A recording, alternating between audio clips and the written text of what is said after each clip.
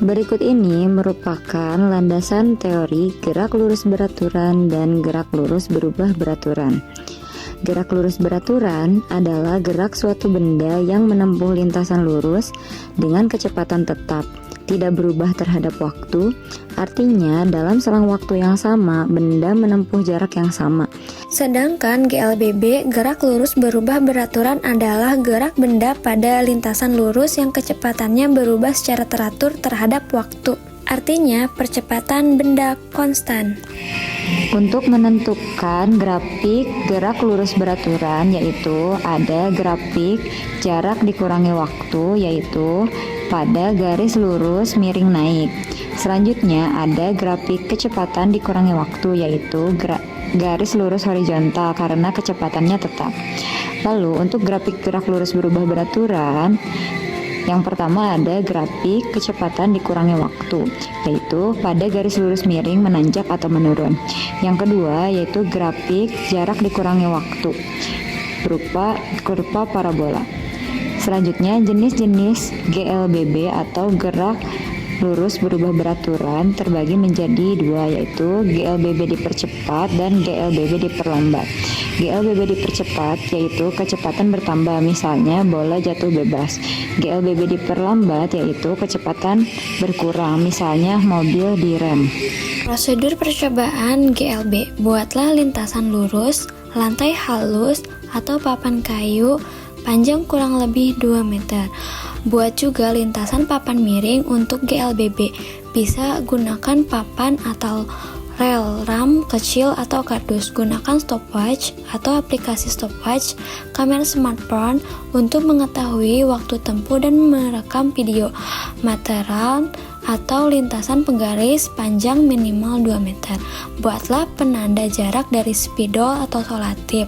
Tiap jarak 20 cm, 40 cm, dan 60 cm.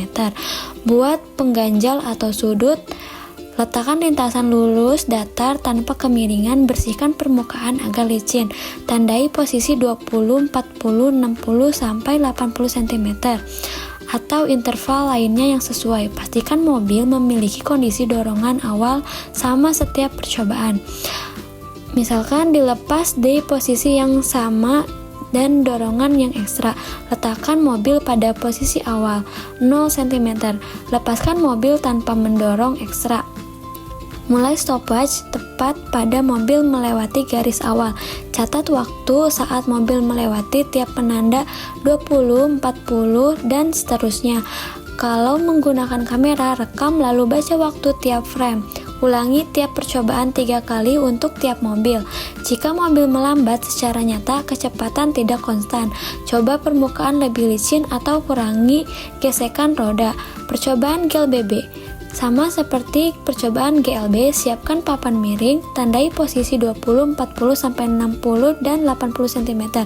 Pastikan pelepas konstan menggunakan pengganjal atau melepasnya dari klip sehingga tidak ada dorongan tambahan. Setel papan pada sudut tetap. Jangan terlalu besar agar percepatan masih kecil dan dapat diukur akurat. Letakkan mobil di posisi awal, lepaskan, jangan tolak. Mulai stopwatch saat melewati tanda awal. Catat waktu ketika mobil melewati tiap penanda sampai mencapai akhir papan. Ulangi 3 kali untuk akurasi. Ulangi juga untuk sudut lain opsional untuk terlihat pengaruh sudut terhadap percepatan.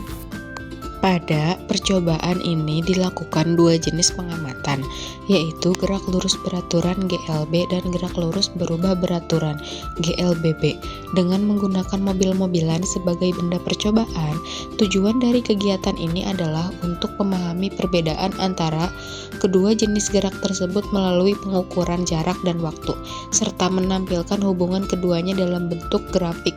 Ada percobaan GLB, mobil-mobilan dilepaskan di lintasan datar dan licin agar gaya gesek yang bekerja kecil sehingga kecepatan benda dapat dianggap konstan. Data hasil pengamatan menunjukkan bahwa jarak yang ditempuh mobil berbanding lurus dengan waktu yang diperlukan. Grafik hubungan jarak S terhadap waktu membentuk garis lurus yang menandakan bahwa kecepatan benda konstan. Hal ini sesuai dengan teori bahwa pada gerak lurus beraturan, kecepatan tidak berubah terhadap waktu dan percepatan bernilai 0. Meskipun demikian, dalam hasil pengukuran terdapat sedikit variasi waktu yang mungkin disebabkan oleh gesekan roda dengan permukaan lintasan, permukaan yang tidak sepenuhnya rata atau kesalahan pengamatan saat menghidupkan dan menghentikan stopwatch.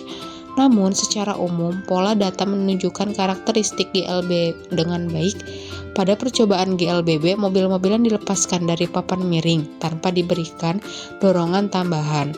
Dalam kondisi ini, mobil mengalami gaya gravitasi yang memiliki komponen searah bidang miring, sehingga menyebabkan percepatan konstan. Dari data yang diperoleh, terlihat bahwa waktu yang dibutuhkan untuk menempuh jarak yang sama semakin kecil. Hal ini menunjukkan bahwa kecepatan mobil bertambah secara teratur setiap saat. Ketika data jarak diplot terhadap kuadrat waktu, grafik yang dihasilkan berupa garis lurus, menandakan bahwa hubungan antara jarak dan waktu kuadrat adalah linear. Hubungan ini sesuai dengan persamaan GLBB yang berarti jarak berbanding lurus dengan kuadrat waktu dan percepatan benda konstan. Nilai percepatan dapat dihitung dari kemiringan grafik dan hasilnya menunjukkan nilai mendekati teori walaupun terdapat perbedaan kecil akibat faktor gesekan dan ketidakakuratan waktu pengukuran. Berikut ini merupakan hasil pengamatan dari gerak lurus beraturan. Nah, pada jarak tempuh 20 cm, waktu yang dibutuhkan yaitu 0,78 detik. Lalu, pada jarak 40 cm, waktu yang dibutuhkan yaitu selama 0,98 detik. Selanjutnya, pada jarak 60 cm, waktu yang dibutuhkan yaitu selama 1,3 detik.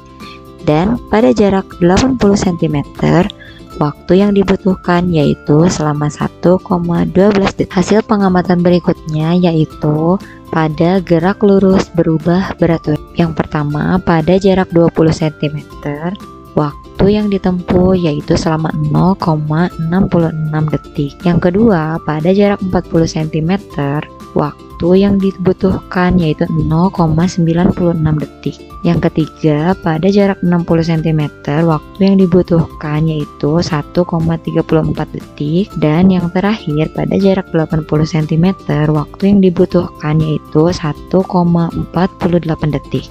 Kesimpulannya, berdasarkan percobaan yang dilakukan, diperoleh bahwa GLB terjadi saat mobil bergerak dengan kecepatan tetap tanpa percepatan, sedangkan GLBB terjadi saat mobil mengalami percepatan tetap sehingga kecepatannya berubah secara teratur. Hasil pengamatan sesuai dengan teori gerak lurus dalam ilmu fisika.